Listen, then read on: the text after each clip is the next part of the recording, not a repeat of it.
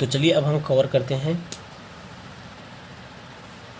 Op-amp को। Op-amp को बताएंगे आइडियल ओपैम्प होता क्या है, इसके बाद फिर एसयू को हम बताएंगे एडर क्या होता है, उसके बाद सबट्रैक्टर क्या होता है, इन्वर्टिंग ओपैम्प क्या होता है, नॉन इन्वर्टिंग ओपैम्प क्या होता है। इन सारे टॉपिक को कवर करते हैं। ठीक, इसको कवर करने के बाद हम कवर करेंगे बीजेटी को, फिर उसके बाद एफईटी को, फिर लास्ट में सीआरओ को। ठीक, तो चलिए पहले इस पर हम फोकस करते हैं। तो चलिए पहले हम बात कर लेते हैं ओपैम्प के कंस्ट्रक्शन डिटेल्स पे। तो जैसा कि ओपैम्प जो होता है ये ऑपरेशनल एम्पलीफायर का शॉर्टकट नेम है। ऑपरेशनल एम्पलीफायर को अपने लोग शॉर्टकट में ओपैम्प बोलते हैं। ठीक, तो इसका कंस्ट्रक्शन का अगर हम बात करें तो कुछ इस प्रकार होता है आप सभी का ओपैम्प, जो ये कंस्ट्रक्शन है पूरा।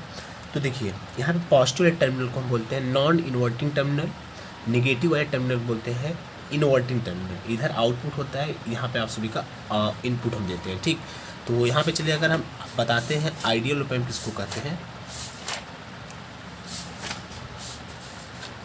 ये ओपैम्प का इंटरनल सर्किट है।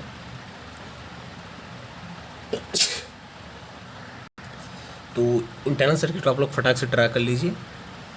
आप सभी को यहाँ पे इनपुट रेजिस्टेंस लगाना है। यहाँ पे V1 मतलब सप्लाई वोल्टेज सोर्स चाहिए, इधर लोड को कनेक्ट करना है और नॉट। यहाँ पे AV1 डिपेंडेंट वोल्टेज सोर्स लगाना है। ये इसका इंटरनल सर्किट ऑफ ओपैम्प, ये इंटरनल सर्किट है ओपैम्प का। ठीक, तो इसको आप लोग ड्रा कर लीजिए। बाकी आगे बहुत डिटेल्स में है, उसको आप सभी को जानने की जरूरत नहीं है। जितना आप सभी को जानना चाहिए उतना हम बता रहे हैं। ठीक है, इसको ड्रा कर लीजिए। और चलिए हम आइडियल ओपैम्प के कुछ कैरेक्टर को बता देते हैं ताकि आप लोग उसको एग्जाम में लिख दीजिएगा, अच्छा नंबर पाएंगे उससे।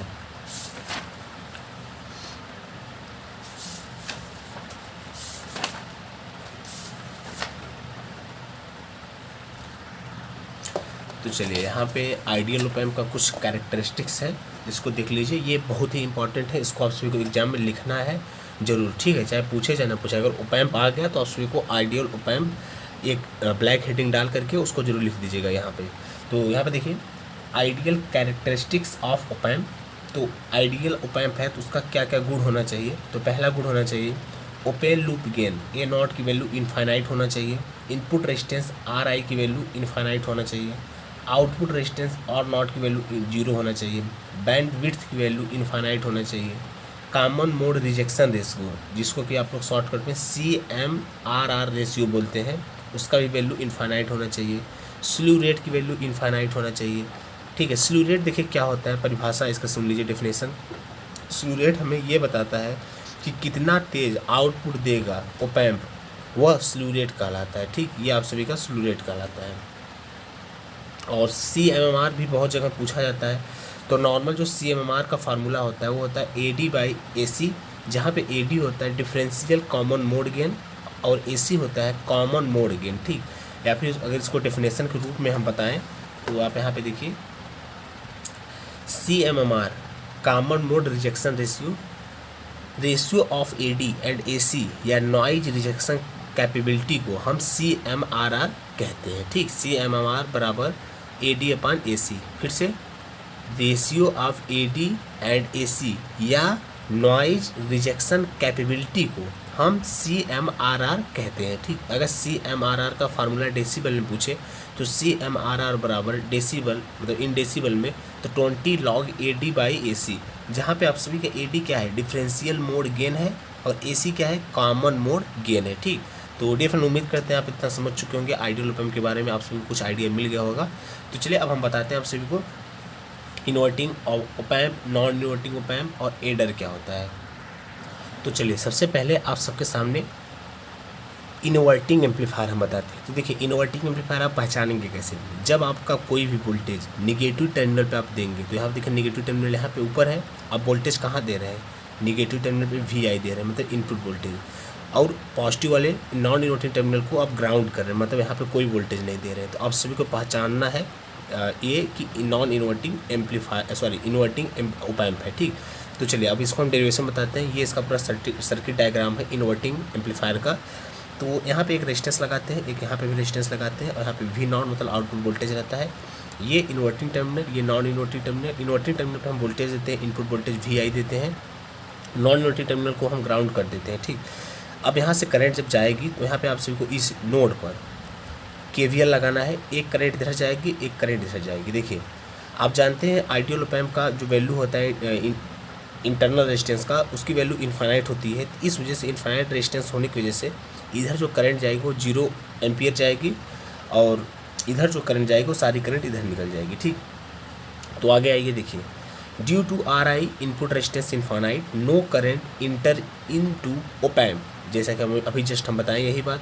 तो I1 बराबर क्या हो जाएगा, I2 हो जाएगा। तो आप यहाँ पे किरचॉफ्स लॉ लगाइए। करंट क्या होता है, higher voltage to lower voltage flow होता है। तो यहाँ पे हायर वोल्टेज क्या है V1, यहाँ लो देखिए, ये due to virtual ground concept के कारण ये 0 वोल्ट यहाँ पे शिफ्ट हो जाएगा, यहाँ से जाकर के ऊपर शिफ्ट हो जाएगा। ठीक, तो VI माइनस 0 अपान RI हो जाएगा। RI में R1 मतलब ये इनपुट रेजिस्टेंस बराबर, फिर ये करंट कहाँ जा रही है, इधर से इधर जा रही है। इसका मतलब क्या है, ये 0 वोल्ट इसके अपेक्षा हायर है, तभी तो करंट इधर से इधर जा रही है। तो 0 माइनस V0 अपान R2 हो गया। ठीक, आप इसी को सॉल्व कीजिए, इस इक्वेशन को। तो देखिए सॉल्व करने के बाद आप सभी का कुछ इस फॉर्म में आप सभी का आएगा, V0 अपान VI बराबर माइनस R2 अपान RI, या फिर इसी चीज़ को आप लिख सकते हैं V0 बराबर माइनस R2 अपान RI इंटू VI। देखिए बहुत जगह पे R2 को RF लिखा होता है। ठीक, R2 को RF और R1 को RI लिखा होता है, तो उससे कुछ फ़र्क नहीं पड़ता है। तो आप सभी के ऊपर है, आप कुछ भी कंसीडर कर लीजिए। तो आप RF भी लिख सकते हैं, V0 बराबर माइनस RF पर RI इंटू VI। ठीक, तो ये आप सभी का डेरिवेशन हो गया इन्वर्टिंग एम्पलीफायर का। इसको शॉर्ट कर लीजिए, नहीं तो अपना नोट कर रहे हैं तो फटाफट नोट करते हुए आगे निकलिए। ठीक, तो ये रहा इन्वर्टिंग एम्पलीफायर। अब आप सभी को हम बताएंगे नॉन इन्वर्टिंग एम्पलीफायर। यहाँ पे कुछ क्वेश्चंस वगैरह भी लगे हैं, अगर आप क्वेश्चंस को इसको सॉर्ट करना चाहते हैं तो इसको सॉर्ट कर लीजिए फटाक से। ये कुछ क्वेश्चंस लगे हुए हैं ऑलरेडी। ठीक है, तो चलिए आगे। अब हम सभी को बताएंगे नॉन इन्वर्टिंग एम्पलीफायर। तो देखिए ये जो है नॉन इन्वर्टिंग एम्पलीफायर का डायग्राम है।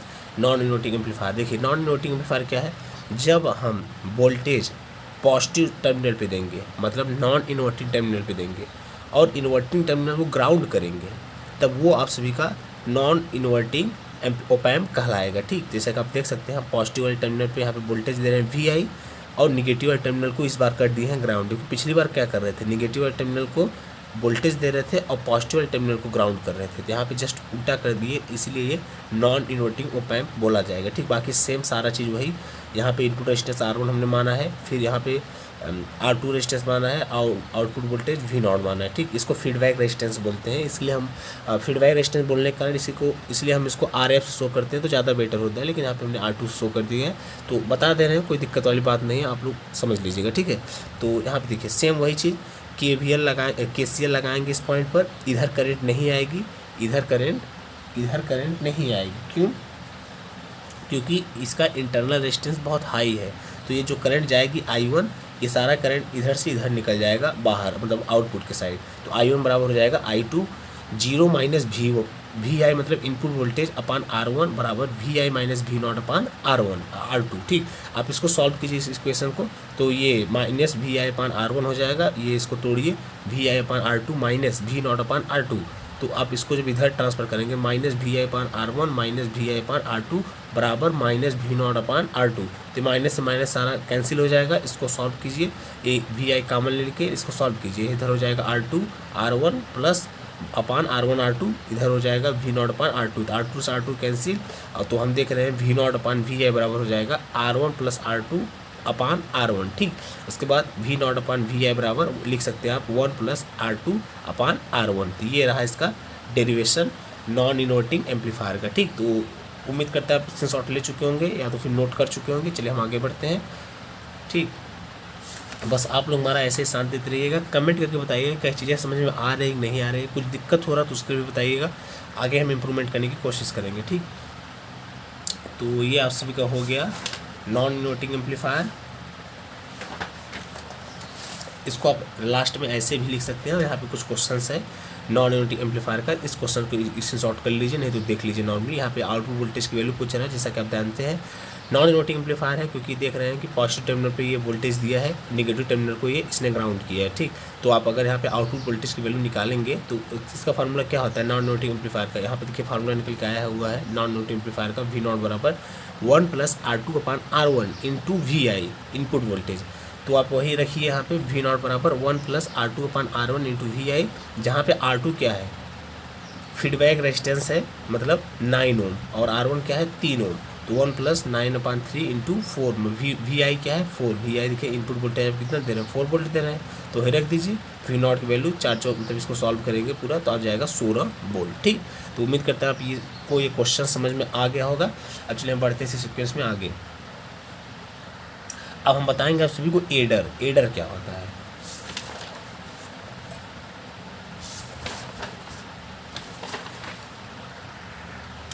तो देखिए एडर को आप समर एम्पलीफायर भी बोल सकते हैं। समर मतलब जोड़ना, एडर मतलब भी जोड़ना। तो नॉर्मली जो ये होता है ना, दो टाइप का होता है, एक होता है इन्वर्टिंग टाइप समर एम्पलीफायर, एक होता है non inverting type summer amplifier. जब हम सारे वोल्टेज को निगेटिव टर्मिनल पे देते हैं तो उसको हम कहते हैं इन्वर्टिंग टाइप समर एम्पलीफायर, और जब हम वोल्टेज को पॉजिटिव टर्मिनल पे देते हैं उसको कहते हैं non inverting type summer amplifier. जैसा कि ये जो है आप सबके सामने, ये इन्वर्टिंग टाइप समर एम्पलीफायर है। आगे हम नॉन इन्वर्टिंग समर एम्पलीफायर भी बनाए हैं। ये देखिए नॉन इन्वर्टिंग क्या होगा, पॉजिटिव वाले को हम वोल्टेज दे देंगे, निगेटिव वाले को ग्राउंड कर देंगे। तो कोई एक हम बता देते हैं, बाकी सारा प्रोसेस वही है, ताकि एक आप लोग जान जाएंगे। तो ऐसे वो एग्जाम में पूछता नहीं है कि नॉन इन्वर्टिंग बनाइए कि इन्वर्टिंग बनाइए, डायरेक्ट वो बोलता है कि समर ओपैम्प बनाइए या फिर एडर बनाइए। ठीक है, तो आप कोई भी बना देंगे आपको अच्छा नंबर जरूर मिलेगा। तो चलिए यहाँ पे कुछ नहीं करना होता है, यहाँ पे सारा प्रोसेस पिछला वाला ही है, बस आप सभी को KVL KCL लगाना है अच्छे से। तो देखिए क्या है, इधर करंट नहीं आएगी, इधर से जितनी करंट आएगी सारी करंट इधर से इधर निकल जाएगी। ठीक, ये RF है, RF यहाँ देखिए हमने मान लिया है RF मतलब feedback resistance. Output voltage V0, inverting terminal, non inverting terminal, non inverting terminal हमने ग्राउंड कर दिया, इन्वर्टिंग टर्मिनल हमने वोल्टेज दिया है। एडर मतलब क्या होता है, जो एक 2 3 4 क्वांटिटी को जोड़े। तो यहाँ पे देखिए 2 से 3 से 4 से कितना भी वोल्टेज आप इनपुट वोल्टेज दे सकते हैं। तो यहाँ पर हमने 3 वोल्टेज को दिखाया है, V1 V2 V3, और उनसे रेजिस्टेंस जुड़ा है R1 R2 R3। तो हमने मान लिया इस वाले ब्रांच से करंट जा रही है I1, सेकेंड वाले ब्रांच से करंट जा रही है R2, और थर्ड वाले ब्रांच से करंट जा रही है I3। तीनों मिला करके जो करंट जाएगी सारी करंट IF है, मतलब यहाँ से आएगी, इधर तो जाएगी नहीं, क्योंकि आइडियल ओपैम्प का इंटरनल रेजिस्टेंस अभी हमने जस्ट बताया कि बहुत हाई होता है, मतलब बहुत ज़्यादा होता है। तो इधर करंट जाएगा नहीं, सारा करंट आएगा इधर से इधर निकल जाएगा। ठीक, तो आप सभी को V0 की वैल्यू फाइंड करना है। तो आप KCL किरचॉफ करंट लॉ लगाइए। तो IF बराबर क्या हो जाएगा, I1 + I2 + I3। ये सारी करंट आएगी इधर निकल जाएगी। तो आप I1 को क्या लिख सकते हैं, I1 बराबर हम बोले तो क्या लिखेंगे आप, I1 इधर से इधर फ्लो हो रही है, मतलब हाई वोल्टेज से लो वोल्टेज तरफ फ्लो हो रही है। अब देखिए due to virtual ground concept का फार्मूला यहाँ पे लगाइए। ये 0 वोल्ट है, ये 0 वोल्ट यहाँ पे शिफ्ट हो जाएगा। ठीक, यहाँ पे अब यही 0 वोल्ट यहाँ पे भी शिफ्ट हो जाएगा।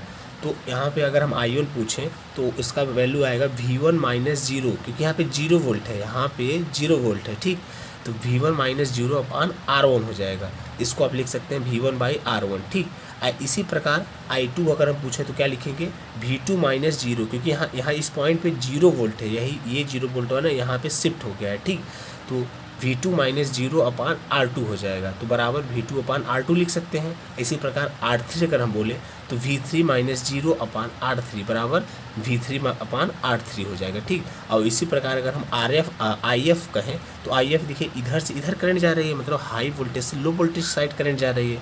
तो यहाँ पे 0 वोल्ट है, मतलब 0 वोल्ट इस वोल्टेज से V0 से हाई है, तभी तो करंट IF इधर से इधर जा रही है। तो 0 - V0/RF हो जाएगा, ये IF की वैल्यू। ठीक, अब इन सभी मानों को पुट कर दीजिए इस वाले फार्मूला में। तो जब पुट करेंगे तो IF की वैल्यू कितना आया है, -V0/RF। I1 की वैल्यू कितना आया हुआ है, V1/R1, और I2 की वैल्यू कितना आया हुआ है, V2/R2। ठीक, और I3 की वैल्यू कितना आई हुई है, V3/R3 आई हुई है। ठीक, तो इसको आप सॉल्व कीजिए।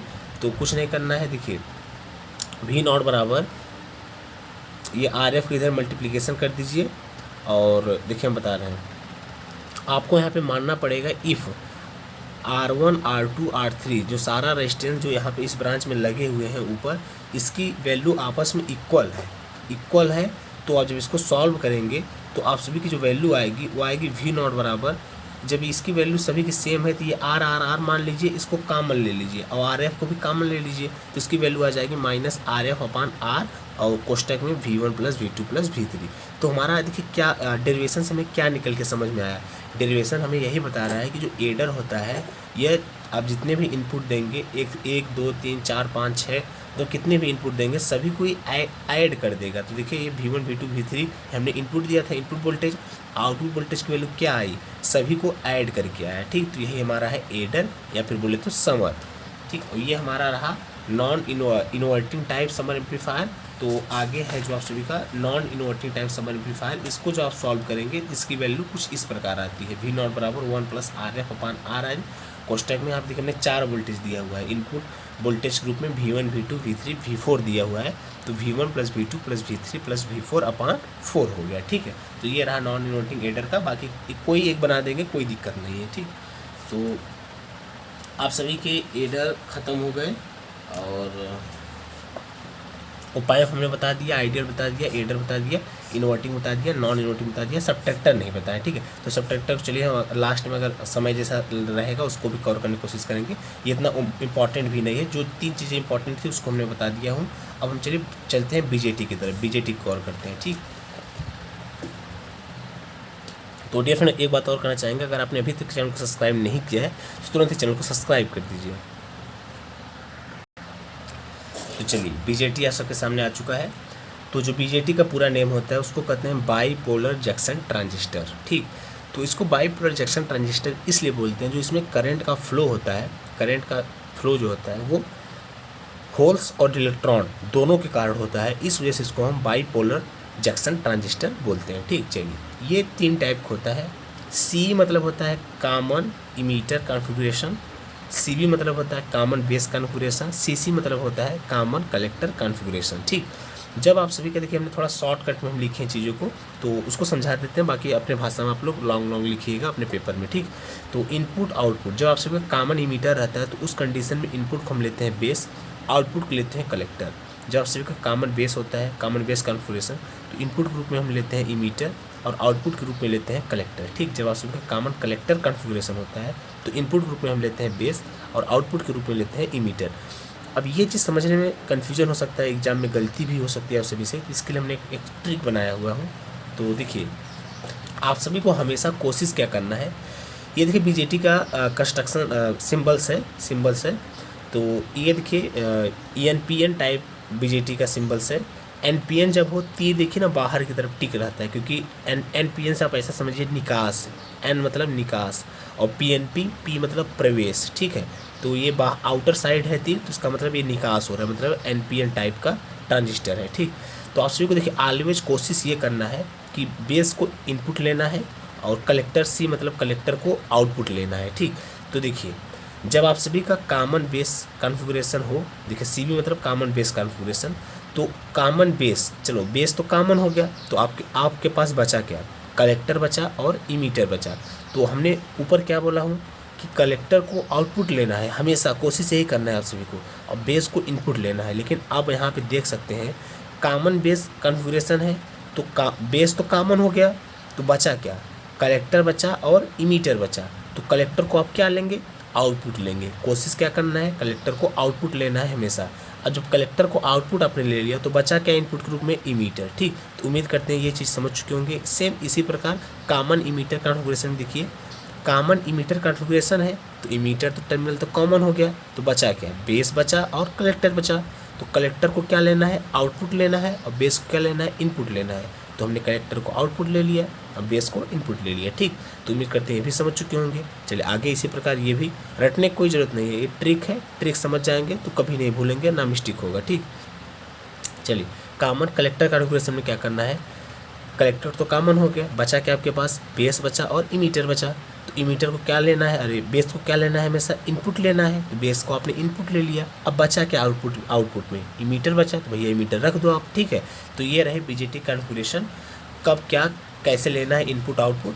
अब चलिए मेन चीज़ें और भी जो चीज़ें हैं उसको हम डिस्कस कर लेते हैं फटाफट। तो चलिए कॉमन बेस कॉन्फ़िगरेशन में अगर हम करंट गेन की बात करें तो करंट गेन का जो फार्मूला होता है वो आउटपुट करंट अपान इनपुट करंट होता है। तो कॉमन बेस में जो करंट गेन अल्फ़ा हम मानते हैं उसको अल्फ़ा से शो करते हैं, इसकी वैल्यू होती है IC/IE। यहाँ पे IC आउटपुट करंट होती है और इनपुट करंट रूप में IE होती है। ठीक है, सेम इसी प्रकार कॉमन कलेक्टर में कॉमन इमीटर में करंट गेन को जो होता है उसको हम बीटा से शो करते हैं, इसकी वैल्यू आती है IC/IB। सेम इसी प्रकार कॉमन कलेक्टर में जो हमारा करंट गेन होता है उसको हम गामा से शो करते हैं, इसकी वैल्यू जो आती है IE/IB आती है। ठीक, अब ये क्वेश्चन बहुत ही मशहूर है, अल्फा बीटा गामा में संबंध बहुत पूछता है 10-10 नंबर में, तो उसका डेरिवेशन चलिए फटाफट हम समझाने की कोशिश करते हैं और दिखा देते हैं आप सभी को। ठीक है, तो देखिए, हाँ ये थोड़ा जान लीजिए आप लोग, जो अल्फ़ा की वैल्यू होती है वो हमेशा 1 से कम होगी। क्यों? क्योंकि आप जानते हैं IE इमीटर करंट जो होती है वो बेस करंट और कलेक्टर करंट के जोड़ के या फिर योग के इक्वल होती है। ठीक है, तो IE/IB+IC होता है, इसको आप लोग माइंड में रखे रहिए। तो आप यहाँ से देखिए अल्फ़ा की वैल्यू, तो अल्फ़ा बराबर IC/IE, आई क्या था? IC+IB था, इसका मतलब IE की वैल्यू IC से ज़्यादा है, तो जब ज़्यादा का कम में भाग देंगे तो उसकी वैल्यू ऑटोमेटिक 1 से कम आएगा। ठीक है, और बीटा की वैल्यू देखिए IC/IB है, तो इसकी वैल्यू 1 से ज़्यादा आएगी, और गामा की वैल्यू हमेशा 1 से ज़्यादा आएगी, क्योंकि IE/IB+IC के योग के बराबर होता है। ठीक है, तो उम्मीद करते हैं ये चीज़ समझ चुके होंगे। चलिए अब यहाँ पे देखिए, आप वही चीज़ हमने लिखा हुआ हूँ, तो अल्फ़ा की वैल्यू हमेशा 1 से कम, बिकॉज IE जो होता है वो IC से बड़ा होता है। और यहाँ पे देखिए डेरिवेशन में बीटा की वैल्यू 1 से ज़्यादा होगा और गामा का वैल्यू भी 1 से ज़्यादा होगा। क्यों होगा वो हम बता दिए हैं, वही चीज़ हमने यहाँ पे लिखा भी हूँ कि बीटा की वैल्यू 1 से ज़्यादा इसलिए इस वजह से होगा क्योंकि IC की वैल्यू जो होती है वो IB से बड़ी होती है। ऐसे ही सेम गामा की वैल्यू 1 से ज़्यादा होगा क्योंकि IE की वैल्यू जो होती है वो IB से बड़ी होती है। गामा बराबर होता है IE/IB, तो IE बड़ा होता है IB से, इस वजह से जब बड़े में छोटे का भाग देंगे तो उसकी वैल्यू हमेशा 1 से ज़्यादा आएगी। ठीक है, तो उम्मीद करते हैं आप ये समझ चुके होंगे। अब चलिए हम रिलेशन को फटाफट डिराइव करते हैं। तो गामा बराबर होता क्या है? IE/IB होता है। IE को आप कैसे लिख सकते हैं? IC+IB लिख सकते हैं कि नहीं? IE इमीटर करंट बराबर IC collector current plus base current अपान IB। ठीक है, तो आप इसको डिवाइड कीजिए, तो IB से IB कट गया, 1 + IC/IB आ गया, तो गामा बराबर क्या हो जाएगा? 1 + बीटा हो गया। ठीक, तो ये तो गामा और बीटा में रिलेशन निकल आया आप सभी का, गामा बीटा में रिलेशन निकल आया। अब नेक्स्ट बीटा बराबर क्या होता है? IC/IB होता है, तो IC को आप क्या लिख सकते हैं? बीटा × IB लिख सकते हैं। और आप क्या जानते हैं अल्फ़ा बराबर क्या होता है आप सभी का? IC/IE होता है, तो IC को आप क्या लिख सकते हैं? अल्फ़ा × IE लिख सकते हैं। तो इसको इक्वेशन नंबर 1, इसको इक्वेशन नंबर 2 मान लीजिए। ठीक है, अब आप देखिए IC बराबर क्या होता है? यहाँ से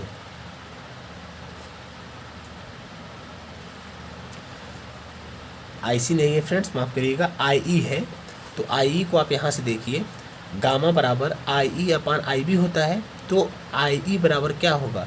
गामा × IB। तो ये हम IC नहीं है, हम छोटा e लिख रहे थे और ये बहुत ज़्यादा छोटा हो गया तो ये C की तरह लग रहा है, तो इसको आप C नहीं IE समझिए। ठीक है, तो IE बराबर हो गया गामा × IB। अब आप जानते हैं गामा बराबर क्या होता है, यहाँ से आप देखिए ये जो निकाले हैं 1 + बीटा, तो हम गामा की जगह पे 1 + बीटा रख दीजिए, 1 + बीटा × IB। तो आप क्या इसको सॉल्व कीजिए। अब ये देखिए, ये IE इसमें पुट कीजिए,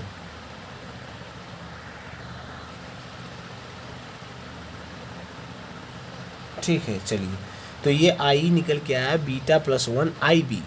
अब आप जानते हैं अल्फ़ा बराबर होता क्या है? IC/IE होता है, तो IE की वैल्यू आप यहाँ पुट कीजिए। तो और आपने IC क्या निकाला है? IC आप निकाले हैं अल्फ़ा IE, तो अल्फ़ा IE और आपने ऊपर देखिए क्या निकाला है? IC की वैल्यू बीटा IB भी निकाला है। तो यहाँ देखिए IC बराबर बीटा IB रखिए, क्योंकि आप सभी को अब रिलेशन निकालना है बीटा और अल्फ़ा के बीच में, तो आप सभी को बीटा का टर्म रखिए इसके जगह पे, IC की जगह पे, तो बीटा IB हो गया। और IE की वैल्यू आपने क्या निकाला है? बीटा +1 IB, तो बीटा +1 IB, तो IB से IB कट गया, आप सभी का आ गया अल्फ़ा बराबर बीटा +1। आप इसी को अगर सॉल्व करेंगे, इधर मल्टीप्लिकेशन करेंगे, तो हो जाएगा अल्फ़ा बीटा + अल्फ़ा बराबर बीटा होगा।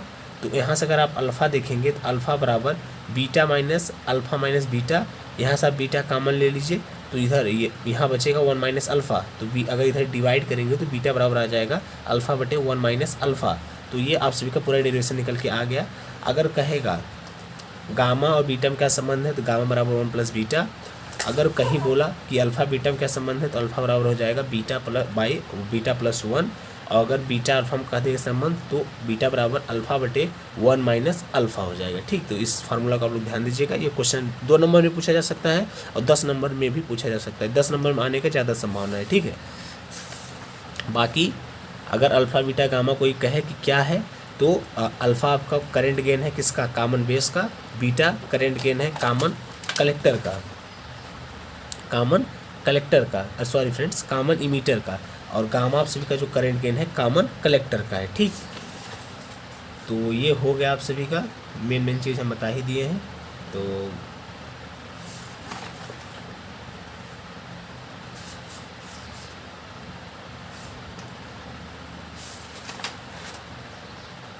चलिए थोड़ा और भी चीज़ें बता देते हैं सबको। देखिए, common base configuration, common emitter configuration, common collector configuration में अगर करंट गेन की बात करें तो अल्फा बराबर हो जाएगा इसमें कॉमन बेस कॉन्फ़िगरेशन में IC/IE, जैसा कि आप पीछे भी पढ़े हैं जस्ट। कॉमन इमीटर कॉन्फ़िगरेशन में करंट गेन हो जाएगा IC/IB। कॉमन कलेक्टर में करंट गेन गामा बराबर हो जाएगा IE/IB। ठीक है, इसी को आप बीटा+1 भी लिख सकते हैं। तो अगर हम करंट गेन की बात करें तो कॉमन AI मतलब करंट गेन होता है। ठीक, और A भी मतलब होता है वोल्टेज गेन। तो अगर करंट गेन की बात करें तो कॉमन बेस में सबसे ज़्यादा, कॉमन कलेक्टर का करंट गेन सबसे ज़्यादा होता है। CC मतलब कॉमन कलेक्टर का करंट गेन, गामा की वैल्यू सबसे ज़्यादा होती है। C मतलब कॉमन इमीटर, बीटा की वैल्यू उसके बाद होता है। और सबसे कम होता है कॉमन बेस का अल्फ़ा, कॉमन बेस का करंट गेन अल्फ़ा होता है। ठीक, सबसे कम होता है। और यही अगर वोल्टेज की बात करें, वोल्टेज गेन का, तो आप इसका जस्ट अपोजिट कर दीजिए।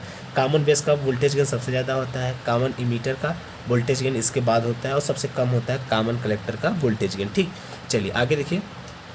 कॉमन बेस कॉन्फ़िगरेशन को हम कभी भी करंट एम्प्लीफिकेशन में यूज नहीं कर सकते, क्योंकि देखिए कॉमन बेस कॉन्फ़िगरेशन का यूज आप कभी भी करंट एम्प्लीफिकेशन में नहीं कर सकते, क्योंकि इसकी जो अल्फ़ा की वैल्यू होता है वो बहुत कम आता है। इस वजह से ये इसका यूज हम नहीं करते हैं। अगर आप इसका यूज कर रहे हैं ना तो आउटपुट को ये घटा कर देगा। ठीक है, आउटपुट की वैल्यू घटा देगा। ठीक है, और ऐसे ही सेम कॉमन कलेक्टर कॉन्फ़िगरेशन को हम वोल्टेज एम्प्लीफिकेशन के रूप में यूज नहीं करते, क्योंकि इसका भी जो वोल्टेज एम्प्लीफिकेशन, अगर वोल्टेज गेन की बात करें तो कॉमन कलेक्टर का जो वोल्टेज गेन है वो सबसे कम है इन कंपैरिजन टू अदर्स।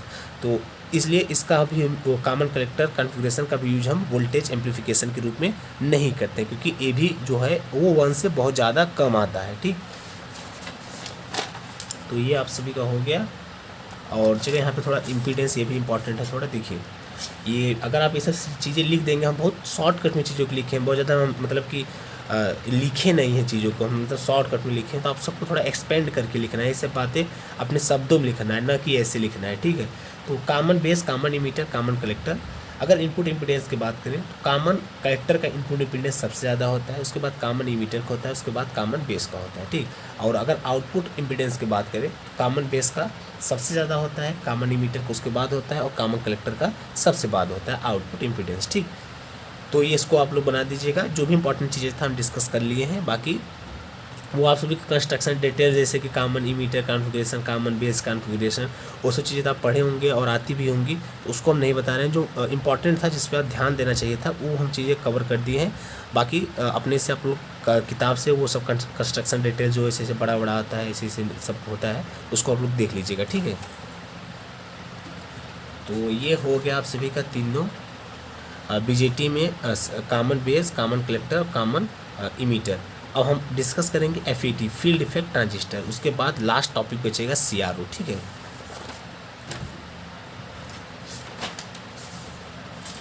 बाकी ये थोड़ा है मतलब वही चीज़ हम शॉर्टकट में लिखे हैं अपने भाषा में, तो इसके शॉर्ट करना चाहते हैं तो कर लीजिए। ठीक है, यहाँ पर थोड़ा और डिस्कस किए हैं थोड़ा। ये सब चीज़ें तो इनपुट इम्पीडेंस, आउटपुट इम्पीडेंस बता ही दिए थे, ये नहीं बताए थे। ये देखिए, कॉमन बेस जो होता है हाई फ्रिक्वेंसी एप्लीकेशन में यूज़ करते हैं। कॉमन इमीटर को आईडीओ फ्रिक्वेंसी मतलब 20 हर्ट्ज से लेकर के 20 किलो हर्ट्ज के रूप में उपयोग करते हैं। और कॉमन कलेक्टर का उपयोग हम इम्पीडेंस मैचिंग के रूप में करते हैं। ठीक, अगर फेस शिफ्ट की बात करें तो कॉमन बेस जो होता है वो अब इनपुट जो देंगे, आउटपुट का अगर देखा जाए दोनों के बीच में फेस शिफ्ट वो 0 डिग्री होता है। कॉमन इमीटर 180 डिग्री का फेस शिफ्ट देता है और कॉमन कलेक्टर 0 डिग्री का फेस शिफ्ट देता है। ठीक, तो ये कुछ इंपॉर्टेंट चीज़ें थी जिसको भी हमने बता दिया। अब चलिए हम चलते हैं फील्ड इफेक्ट ट्रांजिस्टर पे। बाकी मोड रोड की बात करें तो मोड रोड आप सभी का नॉर्मली 3 प्रकार का होता है, cut off mode, active mode, saturation mode. तो ये सब चीज़ें नहीं बता रहे हैं, जो इंपॉर्टेंट है उन्हीं को कवर करने की कोशिश कर रहे हैं। बाकी बताने को तो बहुत सारी चीज़ें दिन भर बताते रहेंगे। तो चलिए, फील्ड इफेक्ट ट्रांजिस्टर, इसको FET शॉर्ट में बोलते हैं। तो देखिए, ट्रांजिस्टर जो होता है वो 2 टाइप्स का होता है, एक होता है FET, एक होता है BJT। तो जैसा कि BJT हमने कवर कर दी है, NPN टाइप BJT होता है और PNP टाइप BJT होता है। जब NPN टाइप BJT होता है तो उसमें से करंट इमीटर टर्मिनल से बाहर जाती है, निकास मतलब बाहर जाती है। PNP टाइप BJT होता है तो उसमें करंट जो होती है इमीटर टर्मिनल से इंटर करती है, मतलब प्रवेश करती है। ठीक, चलिए FET को बताना है। तो FET 2 टाइप्स का होता है, एक होता है JFET, एक होता है MOSFET, या फिर इसी को बोलते हैं IGBT। MOSFET जो होता है वो बिहेव लाइक कैपेसिटर की तरह वर्क करता है।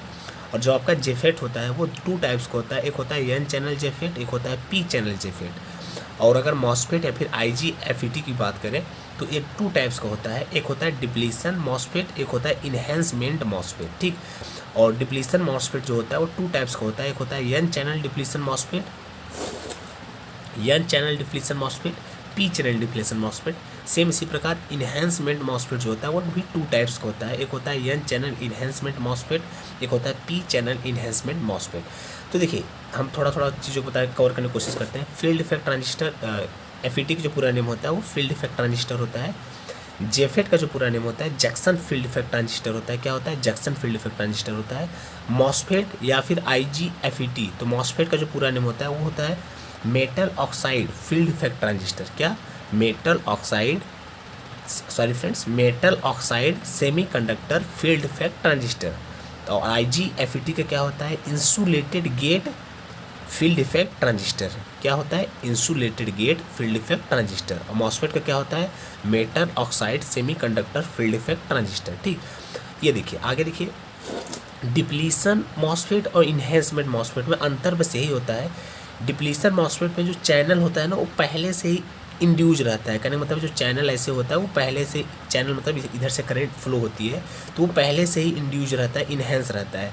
बाकी इन्हेंसमेंट MOSFET में क्या होता है? चैनल पहले से ही इंड्यूज नहीं होता है, उसको इंड्यूस कराना पड़ता है और वोल्टेज को वोल्टेज अप्लाई करके।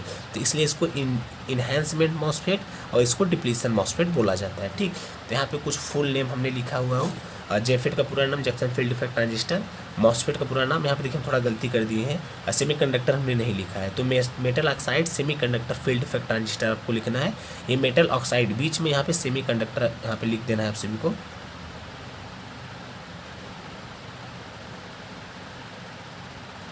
ठीक है, तो सेमीकंडक्टर, और IGFET को लिखना है insulated gate field effect transistor. तो चलिए हम इसको कवर करने की कोशिश करते हैं फटाक से। तो देखिए, जो BJT होता है वो 2 चार्ज कैरियर होता है, इलेक्ट्रॉन एंड होल्स बोथ, इसलिए इसको हम बोलते हैं बाईपोलर जंक्शन ट्रांजिस्टर। मतलब इसलिए we called bipolar junction transistor. ठीक, जबकि आप सभी का FET क्या होता है? Mobility, how charge carrier move from one place to other place. ये तो मोबिलिटी का फार्मूला मतलब डेफिनेशन है कि मोबिलिटी क्या होती है, म्यू क्या होता है। और मोबिलिटी में ये बताता है कि कितना चार्ज कैरियर एक जगह से दूसरे जगह पे फ्लो हो रहा है। ये आप सभी का मोबिलिटी एक्सप्लेन करता है, मोबिलिटी वर्ड। ठीक है, तो आगे देखिए, in FET current flow due to only majority charge carrier either electron और होल्स। FET में जो करंट का फ्लो होता है वो only one majority charge carrier या फिर इलेक्ट्रॉन या फिर होल्स, मतलब मेजॉरिटी चार्ज कैरियर अगर इलेक्ट्रॉन है तो इलेक्ट्रॉन के कारण, अगर मेजॉरिटी चार्ज कैरियर होल्स है तो होल्स के कारण करंट फ्लो होगा। जबकि BJT बाईपोलर जंक्शन ट्रांजिस्टर में क्या हो रहा था? करंट का फ्लो दोनों कैरियर के कारण हो रहा था, मेजॉरिटी कैरियर के भी कारण और माइनॉरिटी कैरियर के भी कारण, मतलब इलेक्ट्रॉन होल्स दोनों के कारण, एक समय में इलेक्ट्रॉन और होल्स दोनों के कारण करंट का फ्लो हो रहा था। लेकिन यहाँ पे क्या हो रहा है? एक समय में किसी मतलब मेजॉरिटी चार्ज कैरियर के कारण ही फ्लो होगा, अगर वो चाहे मेजॉरिटी के रूप में इलेक्ट्रॉन हो या फिर चाहे होल्स हो। ठीक है, आगे देखिए, FET is also called unipolar device. FET जो होता है आप सभी का यूनिपोलर डिवाइस कहा जाता है। किस वजह से? क्योंकि इसमें जो करंट का फ्लो होता है वो ओनली वन चार्ज कैरियर के कारण, मतलब मेजॉरिटी चार्ज कैरियर के कारण करंट का फ्लो हो रहा है। ठीक, इस वजह से इसको हम यूनिपोलर डिवाइस बोलते हैं। ठीक, आगे देखिए, current in FET only depend upon majority charge career. ठीक, तो यही जस्ट ऊपर वाली बात हमने लिखा हूँ। अगर टेम्परेचर बढ़ेगा तो मोबिलिटी वैल्यू घटेगी, तो मोबिलिटी वैल्यू जब घटेगा तो करंट का भी वैल्यू घट जाएगा। ठीक, यहाँ पे कुछ हमने बेसिक डिफरेंस लिख रखा हूँ। बीजेटी, एफएटी और मॉसफेट में क्या अंतर होता है। तो बीजेटी के पास 3 टर्मिनल होता है, इमीटर, बेस, कलेक्टर। शॉर्टकट हमने EBC लिखा हूँ, मतलब E मतलब इमीटर, B मतलब बेस, C मतलब कलेक्टर। और जेफेट के पास भी 3 टर्मिनल होता है, ड्रेन, गेट, सोर्स। क्या होता है, ड्रेन, गेट, सोर्स। मॉसफेट के पास एक टर्मिनल एक्स्ट्रा हो जाता है, ड्रेन, गेट, सोर्स, और नीचवा एक, मतलब नीचे एक रहता है सबट्रैक्ट। ठीक, और अगर इनपुट रेजिस्टेंस की अगर बात करें तो बीजेटी का इनपुट रेजिस्टेंस की वैल्यू होती है 10 के पावर 2 टू 10 के पावर 6। जेफेट के अगर इनपुट रेजिस्टेंस की बात करें तो 1 मेगा ओम से लेकर के 100 मेगा ओम, और मॉसफेट की अगर बात करें तो 10 के पावर 8 ओम से लेकर के 10 के पावर 15 ओम। तो मतलब देखा जाए इनपुट रेजिस्टेंस सबसे ज़्यादा मॉसफेट को होता है, फिर जेफेट को होता है, फिर बीजेटी को होता है। ठीक, चलिए आगे इसके कंस्ट्रक्शन डिटेल्स पे बात कर लेते हैं एफईटी के। तो देखिए कुछ हमने अच्छा एग्जाम्पल लिया हूँ ताकि आप सभी को चीज़ें समझ में आ जाए। तो एक आप नल की टोटी समझिए, एफईटी को ना एक नल की टोटी समझिए। एफईटी में जैसा कि हमने बताया 3 टर्मिनल होता है, एक होता है गेट, एक होता है सोर्स, एक होता है ड्रेन। तो जो गेट है ना, वो नल की टोटी जो आप ऐसे ऐसे कंट्रोल करते हैं पानी को, वो समझिए।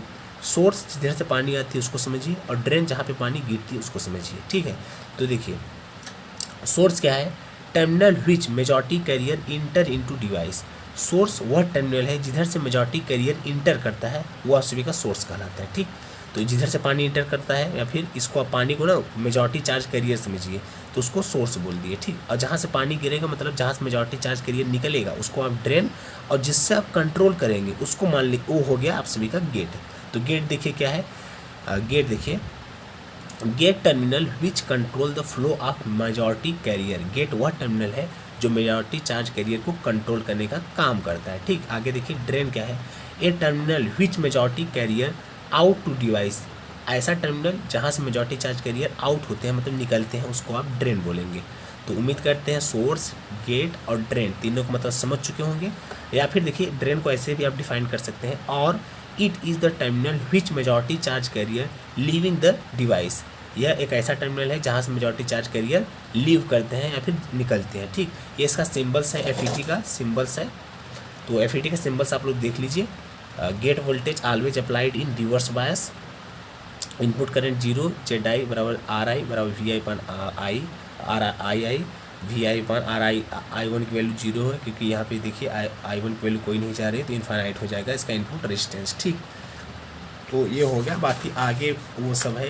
एन चैनल जेफेट है, तो मॉसफेट एफईटी जो था नॉर्मल हम बता दिए एफईटी के बारे में, ये आके पूरा जेफेट है। तो चलिए इसको भी थोड़ा समझाने की कोशिश करते हैं, बाकी आपका लास्ट टॉपिक बचेगा, मतलब एफईटी हो गया आप सभी का। ठीक है, अभी एक्स्ट्रा हम बता रहे हैं एन चैनल जेफेट। तो एफईटी आप सभी का हो गया, एफईटी ख़त्म हो गया, और लास्ट में बताएंगे आप सभी को सीआरओ। ठीक है, सीआरओ कवर कर देंगे, तो आप सभी का इलेक्ट्रॉनिक का पार्ट का जो इम्पोर्टेंट मतलब टॉपिक था आप सभी के सेमेस्टर एग्जाम के पॉइंट ऑफ व्यू से, वो कवर हो गया है। तो इस वीडियो को अपने सभी दोस्तों के पास शेयर कर दीजिएगा, और वीडियो को लाइक कर दीजिएगा। ठीक है, और चैनल को सब्सक्राइब जरूर कर दीजिएगा ताकि हम मोटिवेट रह सकें, आप सबके लिए ऐसे ही वीडियो हमेशा लाते रहें। ठीक है, और डेट में बताना चाहता हूँ आप सभी के लिए हम AK2 का जितना भी इन्फॉर्मेशन नोटिफिकेशन आता रहता है उन्हें भी आप तक पहुंचाने की पूरी कोशिश करते हैं। और उसके साथ साथ आप सभी के बीटेक से रिलेटेड कैंपस जो अच्छी अच्छी कंपनियां होती हैं, महारत्न कंपनियां होती हैं, उसके साथ साथ टेक्निकल वैकेंसियां जो सरकारी गवर्नमेंट वैकेंसियां होती हैं, उनका भी नोटिफिकेशन अपडेट हम लाते रहते हैं। तो अगर आपने मेरे चैनल को भी सब्सक्राइब नहीं किया है तो तुरंत चैनल को सब्सक्राइब कर दीजिए। ठीक, तो देख सकते हैं आप लोग एन चैनल जेफेट है। तो चलिए अब समझाने की हम कोशिश करते हैं। तो ये इसका एन चैनल जेफेट का पूरा सर्किट डायग्राम है, इसको फटाक से आप लोग बना लीजिए। तो ये पी टाइप मटेरियल, ये पी टाइप का मटेरियल, यहाँ पे एन चैनल रहेगा, और यहाँ पे गेट टर्मिनल, उसके बाद ये ड्रेन टर्मिनल, यहाँ पे सोर्स टर्मिनल, यहाँ पे ड्रेन और सोर्स के बीच में हम एक वोल्टेज अप्लाई करेंगे VDS, और गेट और सोर्स के बीच में हम एक वोल्टेज अप्लाई करेंगे VGS। ठीक, तो देखिए जब हम गेट करंट की वैल्यू गेट वोल्टेज की वैल्यू VGS को निगेटिव रखेंगे, तो उस कंडीशन में जो आपका यहाँ पे जंक्शन PN जंक्शन में बनेगा, यहाँ पे PN junction N type material P type material जो आपस में मिलेंगे तो PN जंक्शन क्रिएट होगा। तो वो जंक्शन रिवर्स बायस में होगा, क्योंकि अगर P है पॉजिटिव है, अगर निगेटिव टर्मिनल हम इसको ऐड करेंगे तो ये हमारे रिवर्स बायस में चला जाएगा। ठीक, तो उस कंडीशन में आप सभी का जो IG मतलब गेट करंट की वैल्यू है रिवर्स बायस होने के कारण उसकी वैल्यू 0 ओम होगा, जिसकी वजह से RI इनपुट रेजिस्टेंस की वैल्यू हाई रहेगी, मतलब बहुत ज़्यादा रहेगी। ठीक, तो ये तो इतना समझ में आ गया होगा। ठीक, अब आगे समझाते हैं कैसे वर्क करेगा।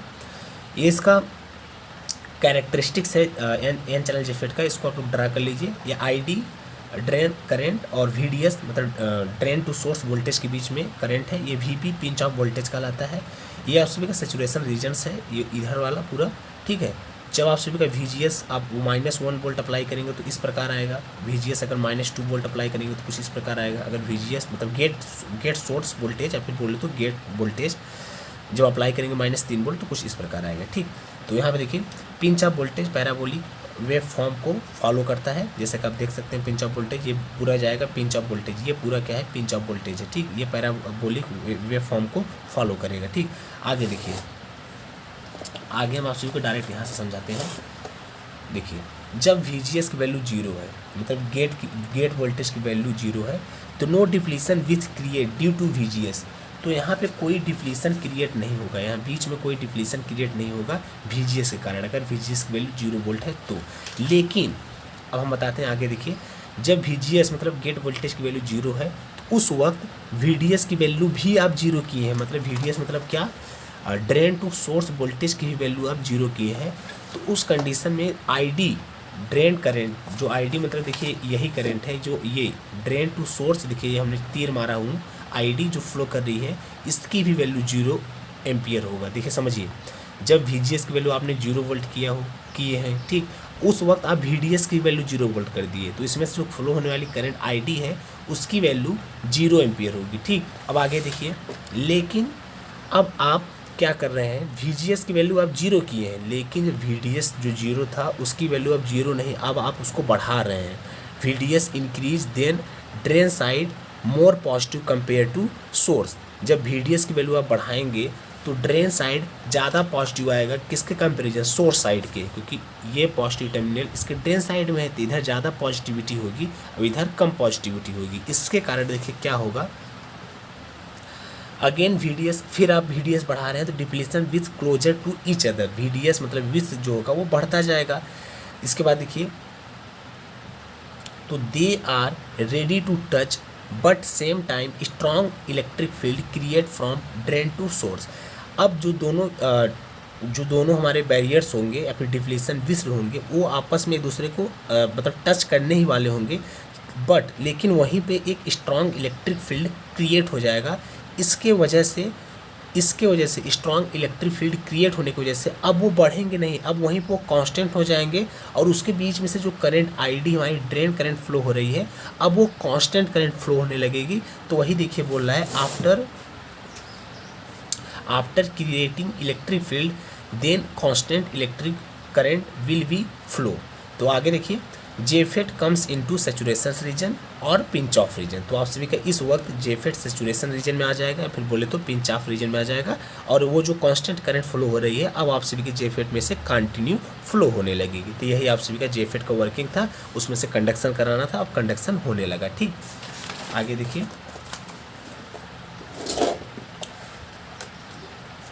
Pinch off voltage minimum VDS where JFET into saturation region. Pinch off voltage की वैल्यू VDS तब सबसे कम होगा जब वो जेफेट सैचुरेशन रीजन में चला जाएगा। VP is the function of VGS। Pinch off voltage जो होता है वह गेट वोल्टेज का या फिर गेट टू सोर्स वोल्टेज का फंक्शन होता है। और आगे देख सकते हैं FET is voltage control device. जो आप सभी का FET होता है वह वोल्टेज कंट्रोल डिवाइस होता है, जबकि BJT क्या होता है, करंट कंट्रोल डिवाइस होता है। इस चीज़ को आप सभी को ध्यान देना होगा, ठीक। तो बाकी ये ग्राफ तो पीछे बना ही दिए थे, यहाँ पे ये हो गया था, वही सेम चीज़ हम यहाँ फिर बनाए हैं। तो ये आप सभी का FET पूर्ण से ख़त्म हो गया, उसके साथ साथ हमने कवर कर लिया N टाइप जेफेट भी, ठीक। अब आप सभी का हम कवर करेंगे, ये भी ख़त्म हो गया आप सभी का, FET भी ख़त्म हो गया। अब CRO सबसे लास्ट टॉपिक, ठीक।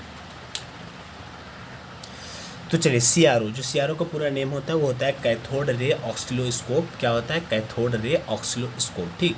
तो देखिए, it is a device which is use to display and measure electrical signals. यह एक ऐसा डिवाइस है जिसके माध्यम से हम इलेक्ट्रिकल सिग्नल्स को मेजर करते हैं और उसको डिस्प्ले भी करते हैं, ठीक है। डिस्प्ले भी करते हैं और मेजर भी करते हैं, ठीक। आगे देखिए, CRO जो होता है वो वोल्टेज को भी मेजर करता है, करंट को भी मेजर करता है, फ्रिक्वेंसी को भी मेजर करता है और फेज डिफरेंट टू सिग्नल्स के बीच में फेज डिफरेंट को भी मेजर करता है। तो वही देखिए एप्लीकेशन में लिखा हूँ, use of measurement of voltage current frequency को भी मेजर करता है, और तीसरा पॉइंट है phase different of signals, phase different signals के फेज डिफरेंट को भी मेजर करता है आप सभी का CRO। ठीक, आगे देखिए, it can operate up to 500 megahertz, ये 500 मेगाहर्ट्ज तक ऑपरेट होता है। Its input impedance is very high, 1 mega ohm के नियर अबाउट होता है। इसका जो इनपुट इम्पीडेंस होता है CRO का, कैथोड रे ऑक्सिलोस्कोप का, वह बहुत ज़्यादा होता है, नियर अबाउट 1 मेगा ओम के इक्वल होता है। ठीक, next, it is voltage operated device, यह एक वोल्टेज ऑपरेटेड डिवाइस है। ठीक, CRO का फुल डायग्राम यहाँ पे आप सबके सामने, तो इस डायग्राम को आप लोग जरूर एकदम रट लीजिए, चाहे मतलब जैसे भी एकदम समझ लीजिए, इसको सेमेस्टर एग्जाम में बनाना है इतना जान लीजिए। ठीक, ये क्वेश्चन आप सभी के सेमेस्टर एग्जाम में आएगा, 90% आशा है, क्योंकि जब हम लोग थे आप सभी के 3rd सेमेस्टर में तो उस वक्त ये क्वेश्चन आया हुआ था। ठीक है, तो अगर आप इस डायग्राम को बना देंगे, सिर्फ अगर इस डायग्राम को बना करके इसका नेम भी अगर आप लिख देंगे, तो अगर 10 नंबर का है तो 5 नंबर तो आपको ऐसे ही मिल जाएगा। बाकी 5 नंबर अगर आप इन सभी के जो ये सब चीज़ें हैं, सभी पार्ट को लिख देंगे इनके बारे में, तो वो भी आप सभी को नंबर मिल जाएगा। तो देखिए, समझाते हैं आप सभी को, ये CRO का पूरा कंस्ट्रक्शन डायग्राम है, ब्लॉक डायग्राम है, सॉरी फ्रेंड्स, ब्लॉक डायग्राम है। तो आप इनपुट सिग्नल्स यहाँ पे देंगे, ये इनपुट सिग्नल्स जाएगा वर्टिकल एम्पलीफायर में, वर्टिकल एम्पलीफायर के बाद यहाँ पे ये जाएगा आगे डिले लाइन में, डिले लाइन से इससे पहले एक लाइन और कट हो जाएगी, ये आएगा सिग्नल्स ट्रिगरिंग सर्किट में, ट्रिगरिंग सर्किट के बाद आएगा टाइम बेस्ड जनरेटर में। ठीक, टाइम बेस्ड जनरेटर के बाद जाएगा हॉरिजेंटल एम्पलीफायर में। ठीक, हॉरिजेंटल एम्पलीफायर से जाएगा सिग्नल्स, यहाँ से टू सिग्नल्स जाएगा हॉरिजेंटल डिफ्लेक्शन प्लेट पर, और डिले लाइन से सिग्नल्स आएगा वर्टिकल डिफ्लेक्शन प्लेट पर। ठीक, तो देखिए यहाँ पे डिले लाइन इस वजह से लगाया जाता है क्योंकि दोनों सिग्नल्स जो हैं हॉरिजेंटल डिफ्लेक्शन प्लेट और वर्टिकल डिफ्लेक्शन प्लेट दो पर सिग्नल्स साथ में पहुंचने चाहिए, इस वजह से यहाँ पे डिले लाइन लगाया जाता है। क्योंकि अगर यहाँ पे डिले लाइन नहीं लगाएंगे तो ये फटाक से सिग्नल तुरंत यहाँ पे वर्टिकल डिफ्लेक्शन प्लेट पे पहुँच जाएगा, जबकि ये इधर से समय लगे क्योंकि यहाँ पे ढेर सारे ब्लॉक फंक्शन हो रहे हैं। ठीक है, तो इस वजह से यहाँ पर डिले लाइन लगाया जाता है ताकि इसको थोड़ा डिले कर दे और इन दोनों सिग्नल्स को दोनों प्लेटों पर साथ में पहुँचाए। और यहाँ पे इलेक्ट्रॉन गन होता है, यहाँ से इलेक्ट्रॉन इमिट होते हैं। आगे आप सभी का स्क्रीन होता है CRO का, ये फास्फोरस वगैरह का बना होता है। ठीक है, तो ये आप सभी का कंस्ट्रक्शन डिटेल्स हो गया CRO का, इसके शॉर्ट कर लीजिए, नहीं तो अपने कॉपी में ड्रा कर लीजिए फटाक से। ठीक, डिफरेंट हमें भी ऐसा लग रहा है कि शायद हो सकता है मैं भी थोड़ा बहुत ज़्यादा फास्ट चल रहे हैं, तो वीडियो को स्लो कर लीजिएगा, नहीं तो वीडियो को रोक रख के अपने हिसाब से एडजस्ट कर लीजिए। ठीक, क्योंकि अगर हम फास्ट नहीं चलते तो चीज़ों को इतना हम कवर ही ना कर पाते। आप सभी के नियर अबाउट 1 घंटे होने वाले हैं, तो 1 घंटे में इतना चीज़ें नहीं कवर हो पाती। ठीक है, चलिए आगे देखिए, the signal at both plate should reach sinusoidally, कहने मतलब है दोनों सिग्नल साथ में पहुँचे। इस वजह से if delay line is not connected to vertical deflection plate, the signal will reach first at vertical deflection plate and later on horizontal deflection plate. Therefore, to get signals at same time on both plate, we have to use delay line with vertical deflection plate. वही चीज़ same जो हम बताएं कि vertical deflection plate का use हम इस वजह से करते हैं ताकि दोनों सिग्नल्स दोनों प्लेटों पे साथ साथ पहुँचे। अगर वर्टिकल डिले लाइन का यूज ना करते तो एक सिग्नल्स वर्टिकल डिफ्लेक्शन प्लेट पर पहले पहुँच जाता, उसके बाद हॉरिजॉन्टल डिफ्लेक्शन प्लेट पे चलता है, तो इससे वर्क ना करता। ठीक है, अब चलिए हम ये बताते हैं आप सभी के CRO की स्क्रीन पर कब कैसा वेवफॉर्म शो होता है। तो देखिए ये इंपॉर्टेंट, अगर आप जो हम अब बताने वाले हैं, अगर आप CRO में ये चीज़ लिख देंगे तो ये कोई लड़का जल्दी नहीं लिखता है, अगर आप लिख देंगे तो आप सभी को बहुत अच्छे नंबर मिलेंगे और एग्जामिनर के ऊपर काफ़ी अच्छा इफेक्ट पड़ेगा। तो देखिए, measurement of phase different between 2 signals, जब देखिए फेज डिफरेंट 2 सिग्नल्स के बीच में 0 डिग्री का हो, ये थोड़ा देख लीजिए, इसको हम नहीं बताए। The output of time based generator is sharp tooth signal, time based generator का आउटपुट जो होता है वो शार्प टूथ सिग्नल्स होता है। शार्प टूथ सिग्नल्स हमारा देखिए कुछ इस प्रकार का होता है। और जो देखिए the heart of CRO is CRT, जो आप सभी का CRT होता है कैथोड रे ट्यूब, यह CRO का हार्ट माना जाता है। इस लाइन को आप लोग जरूर लिखिएगा इस पॉइंट में, इस मतलब क्वेश्चन में। ठीक है, ये बहुत इंपॉर्टेंट लाइन है। The heart of CRO is CRT cathode ray tube, CRT का पूरा नेम होता है कैथोड रे ट्यूब। अब चलिए बताते हैं कब कैसा CRO की स्क्रीन पर कब कैसा डायग्राम या फिर बोले तो वेव फॉर्म शो होगा क्या होने पर। तो देखिए, जब 2 सिग्नल्स हैं और दोनों सिग्नल्स के बीच में फेज डिफरेंट 0 है, मान लीजिए x एक सिग्नल है A sin omega t plus minus 0 degree, y signals है A sin omega t plus minus 0 degree. तब आप सभी के CRO की स्क्रीन पे देखिए कुछ इस प्रकार देखिए। बाकी ये सब डेरिवेशंस है, ये सब आगे ये सब सारा डेरिवेशंस है, तो इसको बताने लगेंगे तो बहुत लंबा समय चला जाएगा, तो बस फटाक से ये दिखाते हैं। तो आप सभी का देखिए सिग्नल्स CRO की स्क्रीन पर कुछ इस प्रकार का सिग्नल्स आएगा। फर्स्ट क्वाड्रेंट और सेकंड क्वाड्रेंट में एक लीनियर रेखा आएगा, एक लीनियर लाइन आएगा, ठीक है। ये पूरा डेरिवेशन से आया हुआ है, तो इसको हम नहीं बता रहे हैं, मोटा मोटा बता रहे हैं। इतना अगर आप लिख देंगे तो इतने से भी आप सभी को बहुत अच्छा नंबर मिल जाएगा, ठीक है। तो क्या होगा, जब दो सिग्नल्स के बीच में फेज डिफरेंट 0 डिग्री होगा तब आप सभी का एक लीनियर लाइन आएगा। वो लीनियर लाइन फर्स्ट क्वाड्रेंट और थर्ड क्वाड्रेंट में ऐसे सीधा ओरिजिन्स होते हुए जाएगा, ठीक। चलिए नेक्स्ट केस नंबर 2 ले लेते हैं। केस नंबर 2 है जब दो सिग्नल्स के बीच में फेज डिफरेंट 180 डिग्री हो, मतलब अपोजिट हो। जैसे कि एक सिग्नल है प्लस ए साइन ओमेगा टी, दूसरा सिग्नल है माइनस ए साइन ओमेगा टी। तो इस कंडीशंस में आप सभी का जो वेव फॉर्म आएगा CRO पर, ये तो बाकी डेरिवेशंस है और वेव फॉर्म लास्ट में बताते हैं। तो वेव फॉर्म कुछ देखिए इस प्रकार आएगा, मतलब सेकेंड क्वाड्रेंट और फोर्थ क्वाड्रेंट में जाएगा, ठीक है। आप सभी का एक लीनियर लाइन आएगा सेकेंड क्वाड्रेंट और फोर्थ क्वाड्रेंट में, ठीक। तो उम्मीद करते हैं आप इतना समझ चुके होंगे। आगे देखिए, जब दो सिग्नल्स के बीच में 90 डिग्री का फेज डिफरेंट हो, लेकिन एक सिग्नल दूसरे देखिए जब प्लस मतलब आए, मतलब लीड कर रहा है, एक सिग्नल दूसरे सिग्नल से लीड कर रहा है। जब निगेटिव हम बोले प्लस 90 का मतलब है लीड कर रहा है, अगर हम निगेटिव माइनस 90 बोलते तो लैग कर रहा है। तो इस कंडीशन में से एक सिग्नल्स हो गया ए साइन ओमेगा टी, इसको आप रेफरेंस मान लिए। दूसरा सिग्नल्स हो गया a sine omega t plus 90 degree, इसको आप लीड मान रहे हैं, प्लस मतलब लीड। तो उस कंडीशन में CRO की स्क्रीन पर कैसा वेव फॉर्म आएगा, तो देखिए फाइनल चीज़ दिखाएंगे तो ये आएगा। देखिए तो CRO की स्क्रीन पर कुछ ऐसा वेव फॉर्म आएगा, एक सर्कल आएगा और सर्कल क्लॉकवाइज रोटेट करेगा, क्लॉकवाइज रोटेट करेगा।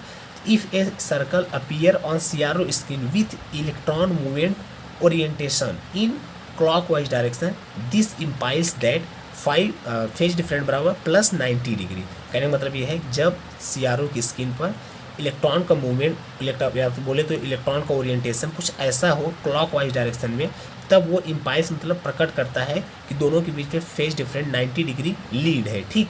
अब देखिए वही सेम चौथा केस, जब फेज डिफरेंट माइनस 90 डिग्री यानी मतलब लैग हो, तब आप सभी के CRO की स्क्रीन पर कैसा वेव फॉर्म शो होगा। तो एक सिग्नल आप मान लीजिए ए साइन ओमेगा टी है, दूसरा सिग्नल मान लीजिए वाई बराबर a sine omega t minus 90 degree lag है।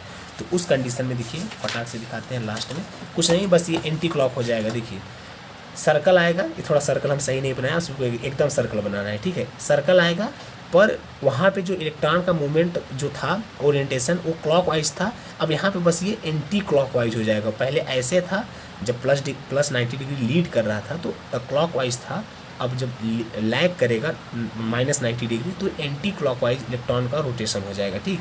तो आपका कुछ इस प्रकार आएगा, देखिए एंटी क्लॉकवाइज, ठीक, सर्कल। तो देखिए वही लिखे हम, if a circle appear on CRO screen with electron movement and anti clockwise direction, it implies that five बराबर माइनस 90 डिग्री, ठीक। तो उम्मीद करते हैं आप इतना समझ चुके होंगे डियर फ्रेंड्स। बाकी ये 4 कंडीशन बहुत है, अगर आप इतना भी बना देंगे तो अच्छा खासा नंबर पा जाएंगे। एक केस हमने और लिखा हूँ कि इफ़ फेज डिफरेंट 90 डिग्री से कम हो, कहने का मतलब है 30 डिग्री लीड हो, 70 डिग्री लीड हो, 60 डिग्री लीड हो, कहने का मतलब कुल मिलाकर के 90 डिग्री से कम हो। तो जैसे कि एक वोल्टेज मान लीजिए ए साइन ओमेगा टी है, इसको आप रेफरेंस मान लीजिए, और दूसरा वोल्टेज है a sine omega t plus 30 degree lead है। तो इस कंडीशन में आप सभी का CRO पर कैसा आएगा वेव फॉर्म, तो ये थोड़ा टिपिकल है, बहुत ज़्यादा टिपिकल है, इसको बस आप लोग वेव फॉर्म देख लीजिए। ये कुछ इस प्रकार आएगा, ऐसे जाएगा, ऐसे आएगा, ऐसे आ जाएगा, ठीक है। बाकी ये डेरिवेशन है, बहुत डिटेल्स में डेरिवेशन है, ये सब जाने की जरूरत नहीं है। वेव फॉर्म आप देखिए, वेव फॉर्म को आप बना दीजिएगा, ये वाई और एक्स बना करके क्वाड्रेंट, और वहाँ पे वेव फॉर्म को शो कर दीजिएगा और लिख दीजिएगा कि ये होने पर, ये कंडीशन होने पर ऐसा वेव फॉर्म आप सभी के CRO के स्क्रीन पर बनेगा, ठीक है। तो ये कुछ इस प्रकार बनेगा। तो हम सारा CRO का जो मेन चीज़ें था हम बता दिए हैं। तो डियर फ्रेंड उम्मीद करते हैं ये वीडियो आप सभी के लिए काफ़ी हेल्पफुल रहा होगा और चीज़ें समझ में आई होंगी। कुछ दिक्कत होती है तो कमेंट करके जो बताइएगा क्या प्रॉब्लम हुई, और जो चीज़ें समझ में आई तो वो भी कमेंट करके बताइएगा। तो ठीक है, लास्ट में फिर भी यही कहना चाहेंगे, अगर चैनल को आपने सब्सक्राइब नहीं किया है तो तुरंत चैनल को सब्सक्राइब कर दीजिए ताकि हम ऐसे मोटिवेट रह सकें। डियर फ्रेंड्स, सोचिए हम आप सभी के लिए कम से कम ये हो गया एक घंटे से प्लस ही हो गया, लगभग चिल्ला रहे हैं, मतलब मेहनत कर रहे हैं आप सभी के लिए। तो अगर आप चैनल को सब्सक्राइब करके चैनल को शेयर कर देंगे अपने सभी दोस्तों में तो एक मोटिवेशन मिलेगा और आप सबके लिए और भी वीडियो बनाने का मन करेगा। तो ठीक है, आज के लिए बस इतना ही, बाकी फिर मिलेंगे नेक्स्ट वीडियो में एक नए वीडियो के साथ। तो ठीक है, आज के लिए बस इतना ही। Thanks for watching this video, see you soon next time.